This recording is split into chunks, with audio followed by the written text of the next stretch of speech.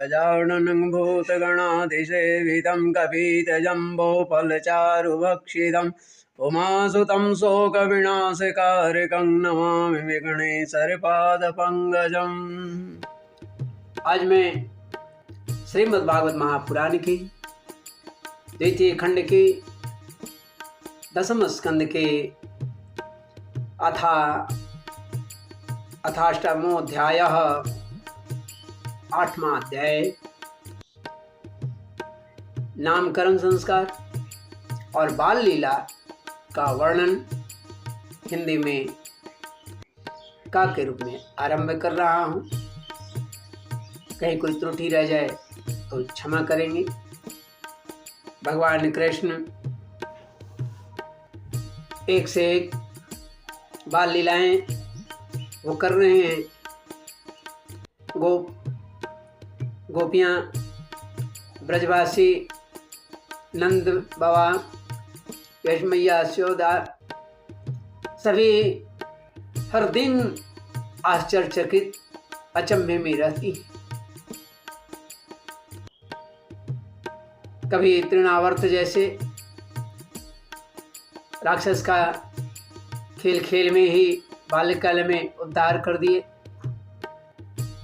स्तनपान के क्रम में जमाई का आना, विराट रूप भगवान के मुख में माँ का देखना, माँ को अचंभित होना, पुनः मोहित हो जाना और फिर सामान्य स्त्रियों की तरह व्यवहार करना,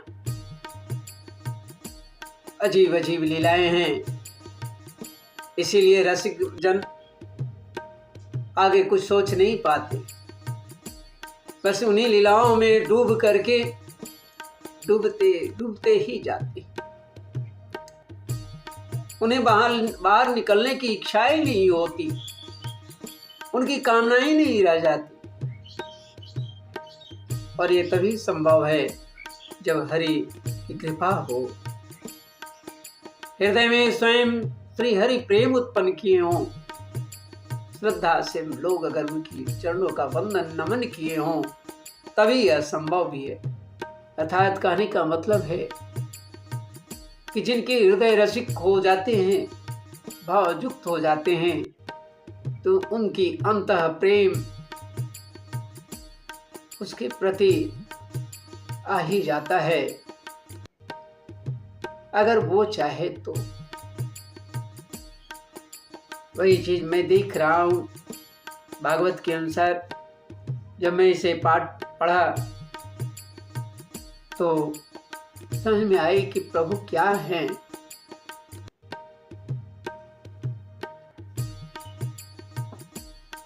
प्रभु माता की दूध पी रहे हैं। माँ अलसा कर चाहे जिस कारण से अपने बच्चे को दूध से हटाना चाहती है, लेकिन प्रभु फिर भी पिए जा रहे हैं, जिसकी बात मैंने पिछले अध्याय में बताया। वैसी स्थिति में यशोदा को मैया भगवान मनी मन कहते हैं कि मैया तुम तो केवल समझती हो कि मैं तुम्हारा दूध पी रहा हूँ, लेकिन देख मेरे मुख में सारी ब्रह्मांड, सारे जड़ चेतन जो इसके योग्य हैं वे सभी तुम्हारे, उसे मैं बिना पिलाए संतुष्ट कैसे हो जाऊं। जगत पिता है कृष्ण, भले ही बाल रूप में हैं, लेकिन इस बाल रूप में ही श्रीमन नारायण हैं, जगत पिता हैं, सृष्टि के रचनाकार हैं, पालनकार हैं। वे इसी बहाने सभी को तृप्त कर रहे हैं। तो इन सारी कथाओं को मैंने पिछले अध्याय में आपको बतलाया। विराट रूप देखने के बाद वो आंख बंद की। तब सुखदेव जी आगे कहते हैं कि हे परीक्षित, यदुवंशियों के कुल पुरोहित थे गर्गाचार्य। गर्गाचार्य बड़े तपस्वी थे,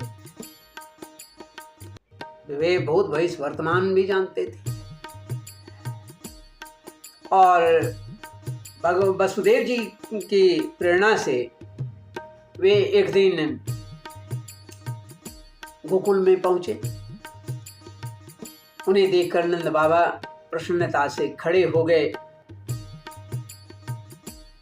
उन्हें प्रणाम किया, चरणों में लेट गए। उनके मुख से निकला, ये स्वयं भगवान हैं।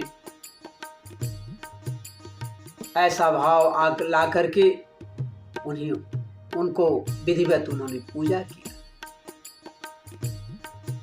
पूजा की। जब गर्गाचार्य जी आराम से बैठ गए, तब नंद बाबा ने बड़े मधुर वाणी में कहा।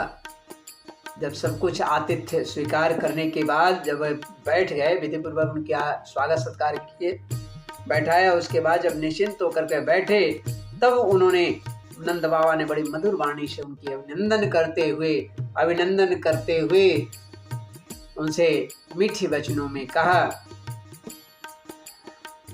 भगवान आप तो स्वयं पूर्ण काम हैं, सब तरह से परिपूर्ण हैं, फिर मैं आपकी किस प्रकार सेवा करूं, ये समझ में नहीं आता। महद विचलनं नृणां गृहीणां दीनचेतसां निःश्रेयसाय भगवन् कल्पते नान्यथा क्वचित्।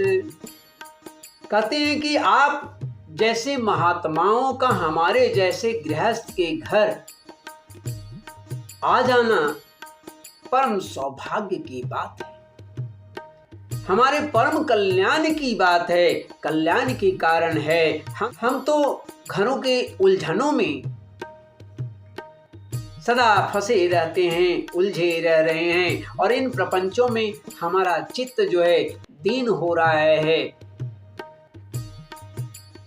कि हम आपके आश्रम तक जा भी नहीं सकते। इतना मैं उलझ गया हूं। हमारे कल्याण के सिवा आपके आगमन का और कोई हेतु नहीं हो सकता है, कोई कारण नहीं हो सकता है। हे प्रभु, ज्योतिषामयणं साक्षात् यत्तज ज्ञानमतीन्द्रियं प्रणीतं भवता येन ओमान वेद परावरम।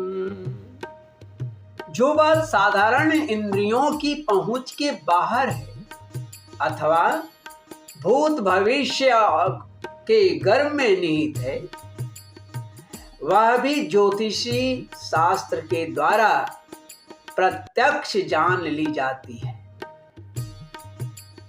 आपने उसी ज्योतिष शास्त्र की रचना की है। हे भगवान, आप ब्रह्मवेताओं में भी श्रेष्ठ हैं, इसलिए मेरे इन दोनों बालकों के नाम का करणादि संस्कार आप ही कर दीजिए, बड़ी कृपा होगी, क्योंकि ब्राह्मण जन्म से ही मनुष्य मात्र का गुरु है। हमारा भागवत का नंद बाबा ने कहा है, गर्गाचार्य जी से कहा है कि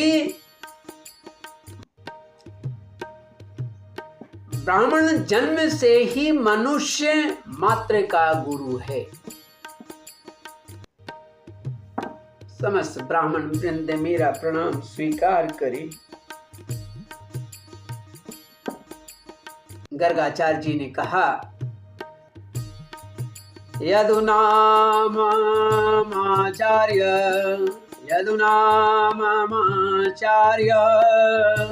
ख्यातश्च भुवि सर्वतः सुतं मया संस्कृतं ते मन्यते देवकी सुतम्। नंद जी, मैं सब जगह यदुवंशियों के आचार्य के रूप में प्रसिद्ध हूँ। सभी जानते हैं कि मैं यदुवंशियों का गुरु हूँ। यदि मैं तुम्हारे पुत्र के संस्कार करूंगा तो लोग समझेंगे कि यह तो देवकी का पुत्र है। कंस की बुद्धि बुरी है, वह पाप ही सोचा करती है। वसुदेव जी के साथ तुम्हारी बड़ी घनिष्ठता है, बड़ी मित्रता है। जब से देवकी की कन्या से उसने यह बात सुनी, क्या सुनी थी? तुम्हें मारने वाला अन्यत्र कहीं जन्म ले चुका है, कहीं पैदा हो गया है। तब से वह यही सोचा करता है कि देवकी के 8वें पुत्र का जन्म कहाँ हुआ, किसके घर हुआ है। देवकी के 8वें गर्भ से कन्या का जन्म नहीं होना चाहिए। यदि मैं तुम्हारे पुत्र का संस्कार कर दूं और इस बालक को वसुदेव जी का लड़का समझकर मार डाले तो हमसे बड़ा अन्याय हो जाएगा, इसलिए उचित नहीं है। नंद बाबा ने कहा, हे आचार्य जी, आप चुपचाप इस एकांत गौशाला में केवल स्वस्ति वाचन करके इस बालक का द्विजाति समुचित नामकरण संस्कार मात्र कर दीजिए। औरों की कौन कहे, मेरे सगे संबंधी भी इस बात को नहीं जान पाएंगे, इस बात को नहीं जानने पाएंगे, किसी को न कहें। सुखदेव जी कहते हैं कि गर्गाचार्य जी तो संस्कार करना चाहते थे। जब नंद बाबा ने उन्हें इस प्रकार प्रार्थना की तब उन्होंने एकांत में छिपकर गुप्त रूप से दोनों बालकों का नामकरण संस्कार कर दिया। उन दोनों के बारे में उन्होंने क्या कहा, तो गर्गाचार्य जी कहते हैं, अयम ही रोहिणी पुत्रो रमयन् सुहृदो गुणे आख्यासते नामाइति बलाधिक्याद् बलं विदो यदो नाम पृथग् भावात् संकर्षणमुशन्त्युत।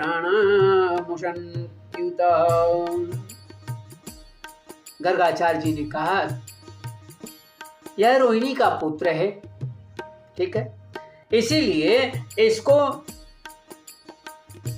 लोग रोहिण्य के नाम से जानेंगे। रोहिण्य होगा, यह अपने सगे संबंधी और मित्रों को अपने गुणों से अत्यंत आनंदित करेगा, इसलिए इसका दूसरा नाम राम होगा। इसके बल की सीमा नहीं है, अत्यंत बलवान है, इसे बल भी कहेंगे।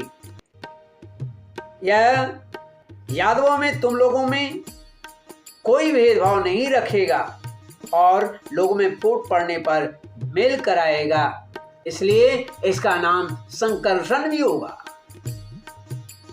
और यह जो सांवला है ना, यह प्रत्येक युग में शरीर ग्रहण करता है। किसी न किसी कारण से यह प्रत्येक युग में शरीर धारण करता है। पिछले युग में इसने क्रमशः श्वेत, रक्त, पीत के 3 विभिन्न रंगों का रंग स्वीकार किया था। अब की इस बार जो है यह कृष्ण वर्ण के रूप में आया है, कृष्ण वर्ण हुआ है, इसलिए इसका नाम कृष्ण है। नंद जी, यह तुम्हारा पुत्र पहले कभी वसुदेव जी का घर भी पैदा हुआ था, इसलिए इस रहस्य को जानने वाले लोग इसे वासुदेव भी कहेंगे, श्रीमान वासुदेव कहेंगे। तुम्हारे पुत्र के और भी बहुत सारे नाम हैं और जितने कर्म उनके उतने ही नाम। मैं तो उन नामों को जानता हूं, परंतु संसार के साधारण लोग नहीं जानते।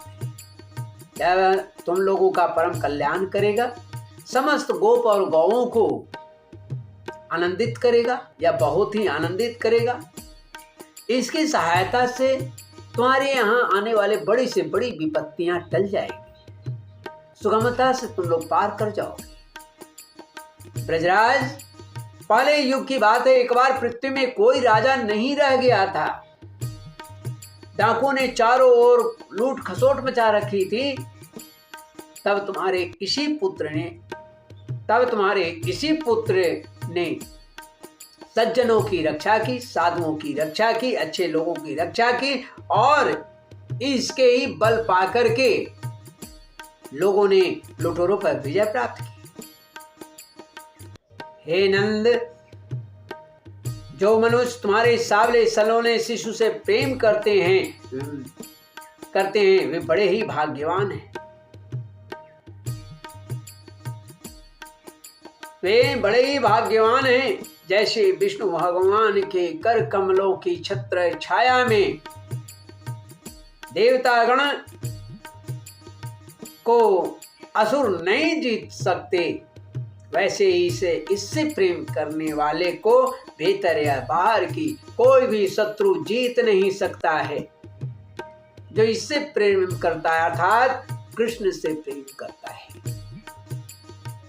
श्रीमन नारायण नारायण नारायण गोविंद नारायण नारायण नारायण मन भजले श्रीमन नारायण नारायण नारायण गोविंद नारायण नारायण नारायण। राधे राधे बोलोगे तो श्याम मिल जाएंगे, श्याम मिल जाएंगे, गल श्याम मिल जाएंगे।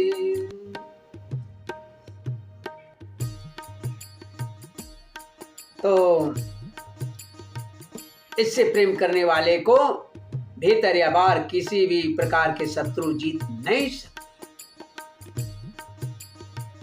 नंद जी, चाहे जिस दृष्टि से देखें, गुण में देखें, संपत्ति में, सौंदर्य में, कीर्ति में या प्रभाव में, तुम्हारा यह बालक साक्षात भगवान नारायण के समान है। तुम बड़ी सावधानी पूर्वक इसकी, बड़ी तत्परता से इसकी रक्षा करो। बड़ा ही गूढ़ रहस्य संकेत देते हुए उन्होंने बात को बताई है। इस प्रकार नंद बाबा को भली भांति समझाकर आदेश देकर गर्गाचार्य अपने आश्रम को लौट गए। उनकी बात सुनकर नंद बाबा को बड़ा आनंद हुआ। उन्होंने ऐसा समझा कि मेरी सब आशा अभिलाषा लालसाएं पूरी हो गई है, अब मैं अब कृत्य हो गया। हे परीक्षित, कुछ ही दिनों में दोनों राम और बलराम, राम और श्याम घुटनों और हाथों के बल बकैया करते हुए, जैसे छोटे बच्चे हाथों पैर पर चलते हैं, चल कर गोकुल में खेलने लगे, सबको आनंदित करने लगे। प्रभु ऐसे चल रहे हैं, कमर की कमरधन्नी बज रही है, पैरों में पाजेब बज रहे हैं, सबको आनंदित कर रहे हैं। दोनों भाई अपने नन्हे नन्हे पांवों को गोकुल की कीचड़ में घसीटते हुए चलते। उस समय उनके पांव और कमर के घुंघरू रुन झुन बजने लगते। वह शब्द बड़ा भला मालूम पड़ता था। वे दोनों स्वयं वह ध्वनि सुनकर खिल उठते, खुश हो जाते। कभी कभी वे रास्ते चलते समय अज्ञात व्यक्तियों के साथ हो जाते। फिर जब देखते कि वह आदमी मेरा अपना नहीं है या कोई दूसरा है, तब वह वापस लौट जाते और डर कर अपनी माताओं रोहिणी और यशोदा जी के गोद में छिप जाते। बड़ी अजीब लीला है प्रभु का। तन्मातरो निज सुतो घृणयाश्नुवन्त्यो पङ्काङ्गरागरुचिरावुपगुह्य दुर्व्याम् दत्त्वास्तनं प्रपिबतोस्म मोघं निरीक्ष्य मुग्धस्मिताल्पदशनं ययतु प्रमोदम्।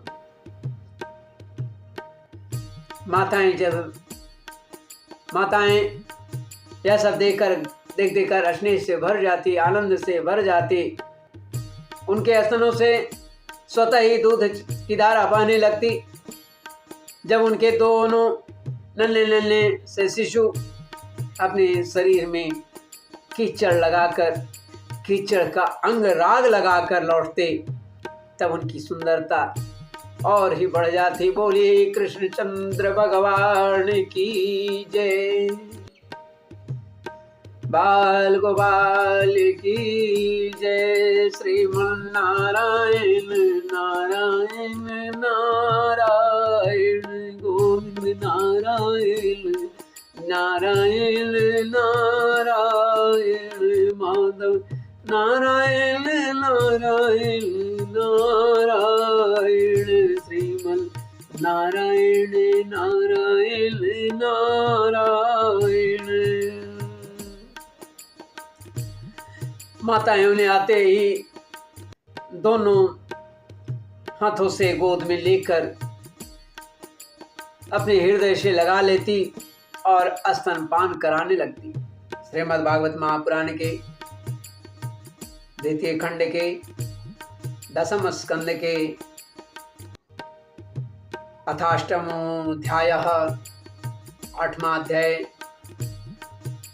नामकरण संस्कार और बाल लीला की कथा यहाँ हिंदी में का के रूप में समाप्त होता है।